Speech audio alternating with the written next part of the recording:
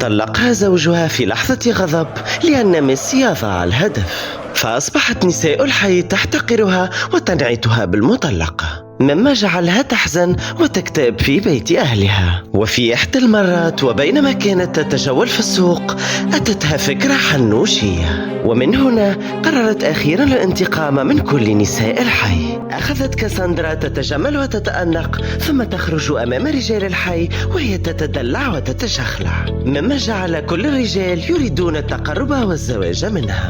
وكانت تخبر كل واحد منهم على انفراد بأن شرطها الوحيد هي أن تكون الزوجة الوحيدة وأن يطلق زوجته. عيونها ونظراتها الفاتنة جعلتهم جميعا يلبون طلبها بدون تفكير. أشهر وصارت كل النساء مطلقات، وتزوجت الغني من بينهم وصارت هي المتزوجة الوحيدة بين جميع المطلقات.